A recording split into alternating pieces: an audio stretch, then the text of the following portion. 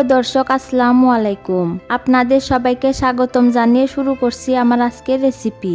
আজকে একদম ভিন্ন ধরনের নাস্তা রেসিপি আপনাদের সাথে শেয়ার করব। কম খরচে নামি দামি নাস্তা রেসিপি বলতে পারেন। আপনারা চাইলে রমজান মাসের ইফতারের আইটেম হিসেবে এই রেসিপিটি তৈরি করে নিতে পারেন। তো চলুন রেসিপিটি দেখে নিচ্ছি।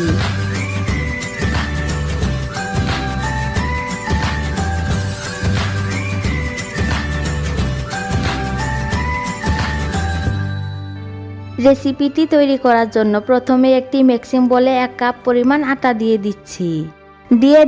1 টিস্পুন কালো জিরা, স্বাদ মতো লবণ।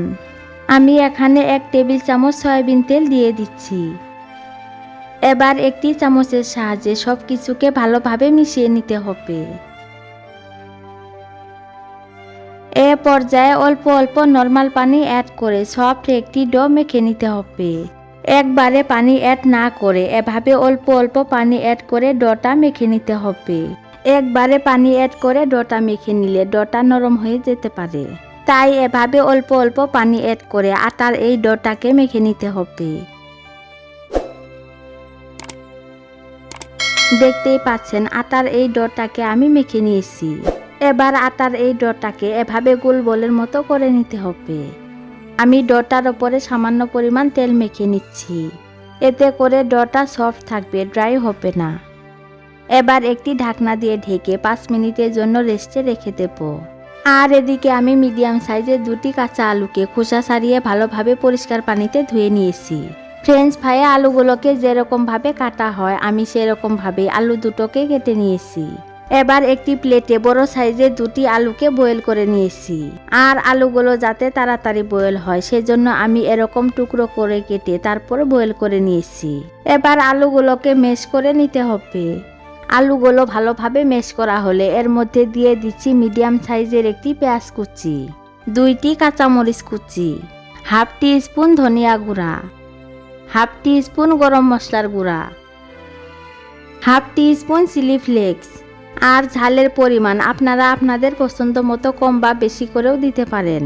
দিয়ে দিচ্ছি স্বাদ মতো লবণ ও 1/4 কাপ চালের গুঁড়া। সব শেষে দিয়ে দিচ্ছি কিছু ধনিয়া পাতা কুচি। এবার এই সবগুলো উপকরণ ভালোভাবে মেখে নিতে হবে। আমি সবগুলো উপকরণ আলুর সাথে ভালোভাবে মেখে নিয়েছি। এবার এগুলোকে সাইডে রেখে দেব। আর আগে থেকে আমি যে আলুগুলোকে কেটে রেখেছি সেগুলোতে কিছু মশলা অ্যাড করব। দিয়ে দিচ্ছি সামান্য পরিমাণ লবণ ও হাফ টিস্পুন চাট মশলা। এবার হাতের সাহায্যে মশলাগুলোকে আলুর সাথে ভালোভাবে মেখে নিতে হবে। মশলাগুলো দেওয়ার ফলে আলুগুলো খেতে অনেক বেশি ভালো লাগবে। এখন আমি নাস্তার শেপ রেডি করে নেব। আর আমি কিভাবে নাস্তাটির শেপ রেডি করে নিচ্ছি তা আপনারা একটু খেয়াল করলে বুঝতে পারবেন। তার জন্য প্রথমে পরিমাণ মতো আলুর মিশ্রণ নিতে হবে। তারপর একটি পটেটো স্টিকের মধ্যে এভাবে একটু চেপে চেপে রাউন্ড শেপ দিয়ে নিলেই নাস্তার শেপ রেডি হবে।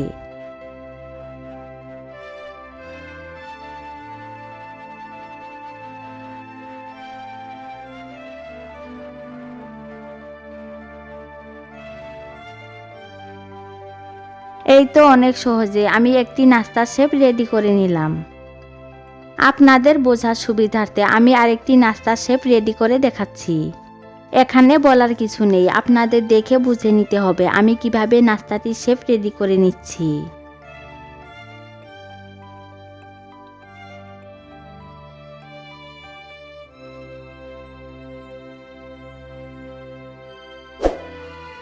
এই তো আমি আরেকটি নাস্তার শেপ রেডি করে নিলাম।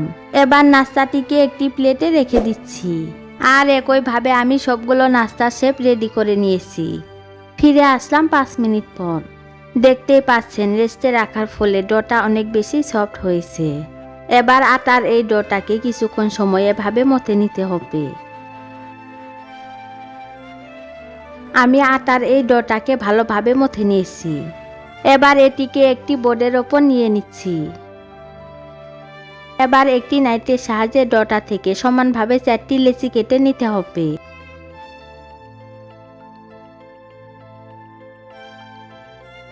এবার একটি লেচি হাতে নিয়ে আমি এভাবে গোল বলের মতো করে নিচ্ছি। আমি লেচিটাকে গোল বলের মতো করে নিয়েছি। এবার এটিকে একটি মিক্সিং বলে রেখে দেব।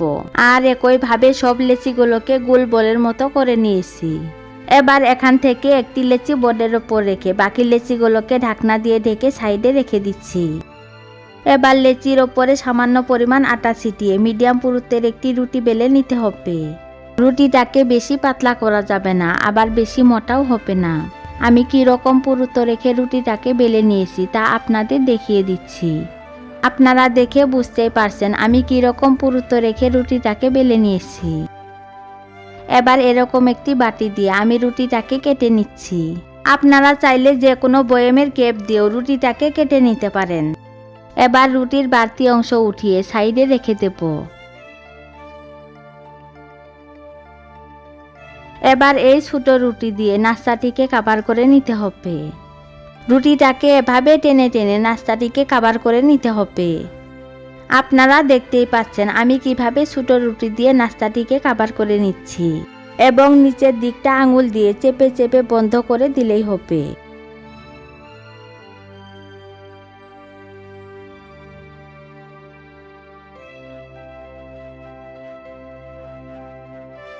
এই তো ছোট রুটি দিয়ে আমি নাস্তাটিকে ভালোভাবে কাভার করে নিয়েছি।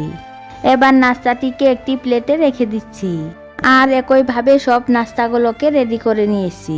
এবার নাস্তাগুলোকে ভাজার জন্য চুলায় একটি প্যান বসিয়ে পর্যাপ্ত পরিমাণে সয়াবিন তেল গরম হতে দিয়েছি। এবার একে একে নাস্তাগুলোকে গরম তেলে দিতে হবে।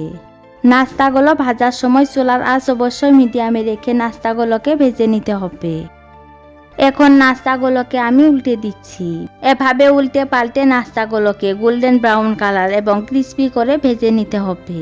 নাস্তাগুলো ভাজা হতে থাক। আর ততক্ষণে যারা আমার চ্যানেলের নতুন দর্শক এখনো আমার চ্যানেলটিকে সাবস্ক্রাইব করেন নাই, তারা প্লিজ চ্যানেলটিকে সাবস্ক্রাইব করে পাশে থাকা বেল আইকনটি অন করে রাখবেন, যাতে আমার পরবর্তী ভিডিও নোটিফিকেশন সবার আগে পেয়ে যান। আর অলরেডি যারা আমার চ্যানেলটিকে সাবস্ক্রাইব করেছেন তাদেরকে অসংখ্য ধন্যবাদ।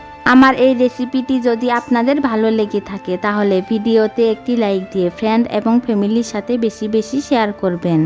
দেখতেই পাচ্ছেন নাস্তাগুলোতে গোল্ডেন কালার এসেছে। এখন একটি ছাঁকনির সাহায্যে তেল ঝরিয়ে নাস্তাগুলোকে সার্ভিং ডিশে তুলে নিচ্ছি এবং আপনাদের গরম গরম সার্ভ করে দেখাচ্ছি। এই নাস্তাটি আমার কাছে এত বেশি ইন্টারেস্টিং লেগেছে। কখনো আপনার কাছে মনে হবে আপনি আলুর চপ খাচ্ছেন, আবার কখনো মনে হবে সিঙ্গারা খাচ্ছেন, আবার কখনো মনে হবে আপনি ফ্রেঞ্চ ফ্রাই খাচ্ছেন।